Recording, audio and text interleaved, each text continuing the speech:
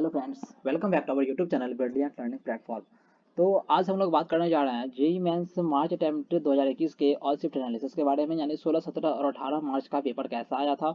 उसके बाद accepted cut off क्या रहने वाला है, गुड स्कोर क्या होगा, और फिर मार्क्स वर्सेस परसेंटाइल के बारे में, यानी कि यह जो मार्क्स वर्सेस परसेंटाइल होगा वह अप्रॉक्सीमेट होगा, वह एक्यूरेट नहीं हो सकता है, उसमें कुछ ना कुछ चेंजिंग आ सकता है। ओके, तो यहाँ पे अगर हम बात करें तो इस वीडियो में हम लोग डिस्कस करेंगे सबसे पहले डिफिकल्टी लेवल ऑफ पेपर, यानी कि पेपर का डिफिकल्टी लेवल कैसा था।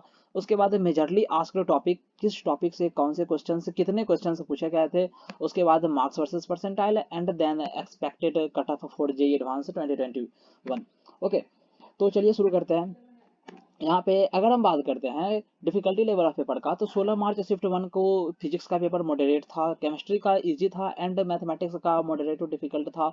इसका ओवरऑल रेटिंग अगर हम बात करें तो इसका ओवरऑल रेटिंग 7 आउट ऑफ 10 है। ओके, यहाँ पे 16 मार्च शिफ्ट 2, इसको तो पता ही होगा, सबको पता होगा कि 16 मार्च को शिफ्ट 2 का पेपर कैसा आया था। एक्सट्रीमली लेवल का पेपर था, यानी कि पूरा का पूरा अगर हम कहें तो डिफिकल्ट लेवल का पेपर ही था। और इसका फिजिक्स का paper moderate to difficult, chemistry moderate and mathematics difficult and lengthy level का था।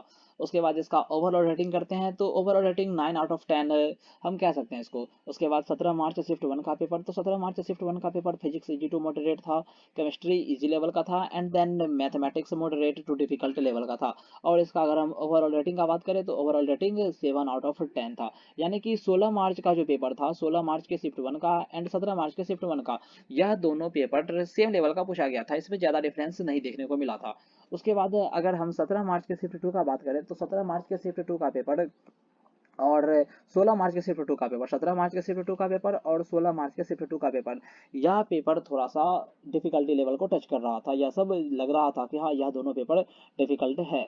इसमें फिजिक्स से पूछा गया था मॉडरेट लेवल का, chemistry easy to moderate, mathematics moderate to difficult and इसका ओवरऑल रेटिंग का बात करते हैं तो इसको 8.5 आउट ऑफ 10 पॉइंट्स दे सकते हैं।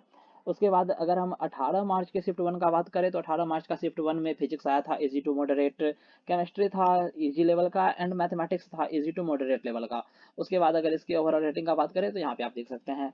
वहीं 18 मार्च का शिफ्ट 2 का पेपर जो था, 18 मार्च का शिफ्ट 2 का पेपर भी थोड़ा सा ज़्यादा टफ नहीं आया था, लेकिन हाँ इजी पेपर आया था और उतना भी इजी नहीं था। यह नहीं कह सकते हैं कि पूरा का पूरा इजी पेपर था, ज़्यादा इजी भी नहीं था और नहीं ज़्यादा डिफिकल्ट पेपर था, यानी कि एवरेज पेपर पूछा गया था। लेकिन यह जो 16 मार्च का शिफ्ट 2 का पेपर था, 16 मार्च का शिफ्ट 2 का पेपर एक्सट्रीमली लेवल का था, यह सभी मानते हैं। और इतना हम कह भी सकते हैं कि हाँ, सच में इसका पेपर जब हम पेपर देखे थे तो लगा कि हाँ, सच में इसका पेपर आया है, डिफिकल्टी लेवल इसका इस बार बढ़ा है।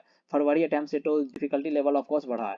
ओके, तो यहाँ पे अगर हम बात करते हैं टॉपिक वाइज वेजिटेज का, तो टॉपिक वाइज वेजिटेज में 16 मार्च के शिफ्ट 2 में फिजिक्स के मैकेनिक्स पार्ट से 8 क्वेश्चन, शिफ्ट 2 का बात कर रहे हैं मैकेनिक्स से 8 क्वेश्चन, मॉडर्न फिजिक्स से 6 क्वेश्चन, इलेक्ट्रोडायनामिक्स से 5 क्वेश्चन, हीट एंड थर्मो से 5, ऑप्टिक्स से 2 एंड वेव एसएचएम से 2 क्वेश्चन पूछे गए थे। वहीं इनऑर्गेनिक केमिस्ट्री से 12 क्वेश्चन, ऑर्गेनिक से 11 क्वेश्चन एंड फिजिकल केमिस्ट्री से 7 क्वेश्चन पूछे गए थे केमिस्ट्री में। और अगर हम मैथ का बात करते हैं तो मैथ में अलजेब्रा सेक्शन से 9 क्वेश्चन आया था, कैलकुलस से 9 क्वेश्चन आया था, ट्रिगोनोमेट्री से 3 क्वेश्चन आए थे, कोऑर्डिनेट ज्योमेट्री से 5 question and then vector algebra से 4 क्वेश्चन आए थे शिफ्ट 2 में 16 मार्च को।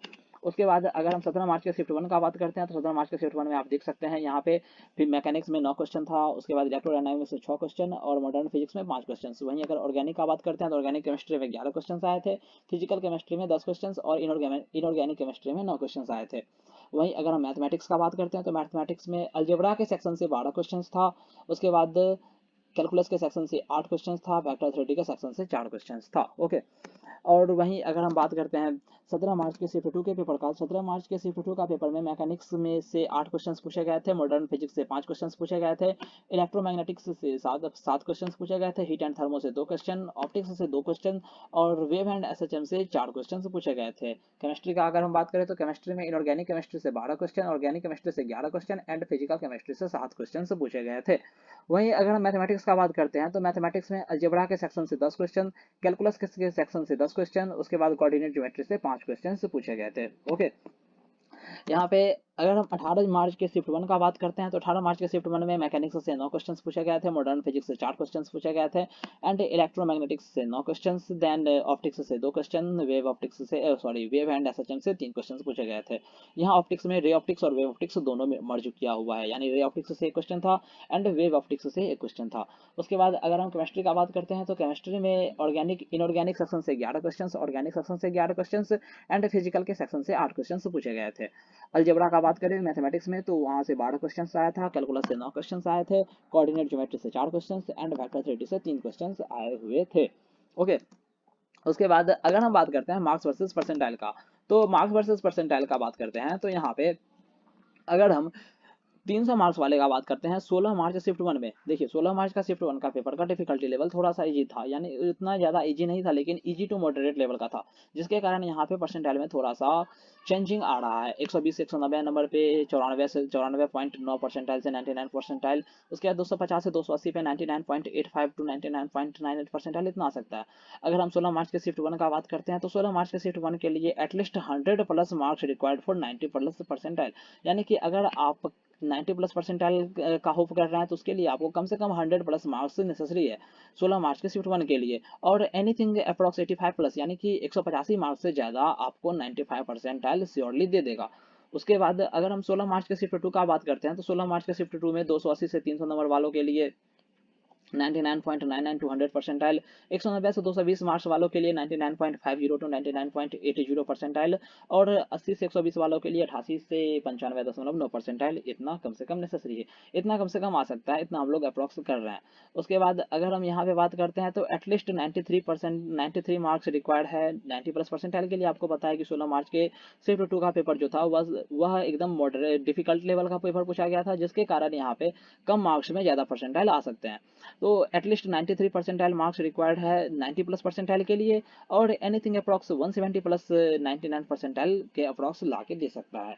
ओके, उसके बाद अगर हम यहाँ पे बात करते हैं 17 मार्च के शिफ्ट 1 का और शिफ्ट 2 का, तो 17 मार्च के शिफ्ट 1 में 300 पे 100 परसेंटाइल जो कि ऑब्वियस है। उसके बाद 190 टू 220 पे 99 टू 99.5 परसेंटाइल, एंड 80 से 120 पे 86 से 94.9 परसेंटाइल इतना आ सकता है। 17 मार्च के शिफ्ट 1 के पेपर के लिए भी कम से कम आपको 100 नंबर चाहिए 90 प्लस परसेंटाइल के लिए, और 99 परसेंटाइल के लिए कम से कम 185 प्लस मार्क्स नेसेसरी है, इतना कम से कम आना चाहिए। वहीं 17 मार्च के शिफ्ट 2 का बात करें तो 17 मार्च के शिफ्ट 2 में 120 से 190 पे 95.4 परसेंटाइल टू 99.1 परसेंटाइल, 220 से 250 पे 99.50 टू 99.87 परसेंटाइल का उम्मीद कर रहे हैं।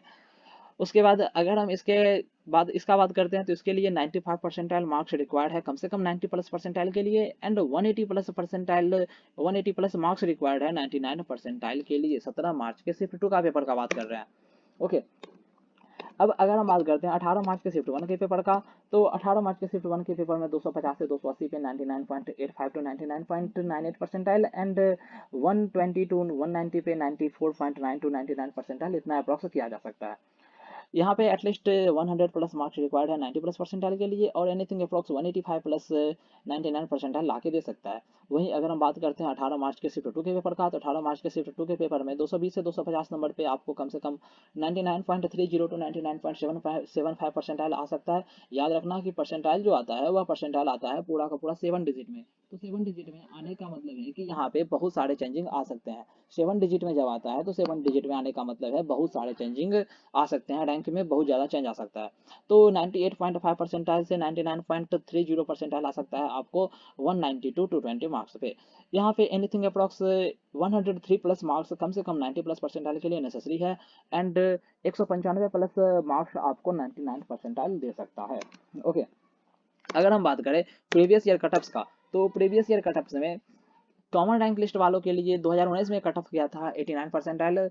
उसके बाद जनरल ईडब्ल्यूएस के लिए 78 परसेंटाइल, ओबीसी एनसीएल के लिए 74 परसेंटाइल, एससी के लिए 54 परसेंटाइल, एंड एसटी के लिए 44 परसेंटाइल इतना कट ऑफ गया था 2019 में। उसके बाद अगर हम 2020 का बात करें तो 2020 में कॉमन रैंक लिस्ट वालों के लिए 90 परसेंटाइल, यहाँ से देखिए बढ़ा है थोड़ा सा। उसके बाद जनरल ईडब्ल्यूएस के लिए 70 परसेंटाइल, यहाँ से घटा है। ओबीसी एनसीएल वालों के लिए 72 परसेंटाइल, एससी वालों के लिए 50 परसेंटाइल, एंड एसटी वालों के लिए 39 परसेंटाइल। सो इसलिए घटा था क्योंकि नंबर ऑफ स्टूडेंट कुछ घट गया था, जिसके कारण इसका परसेंटाइल भी थोड़ा सा घटा था। तो इस साल भी probably 10 lakh plus students JEE तो देंगे ही अप्रैल अटेम्प्ट आते आते। So cut off slightly change हो सकता है जेई एडवांस का कट ऑफ, लेकिन ज़्यादा चेंज नहीं आएगा। Approximately 92 percentile common rank list में जाएगा, 70 to 73 परसेंटाइल जनरल ईडब्ल्यूएस के लिए जा सकता है, उसके बाद 72 to 75 जा सकता है ओबीसी के लिए, 50 to 55 के बीच में रहने वाला है एससी के लिए, एंड एसटी के लिए 39 40 45 इतना अप्रॉक्स जा सकता है। Okay, so thank you for watching. Please channel को सब्सक्राइब कर दीजिए। ऐसे ही आगे और वीडियो आएंगे, उसके बाद कॉलेज रिव्यू का वीडियो आने वाला है। So thanks and please subscribe the channel. Okay.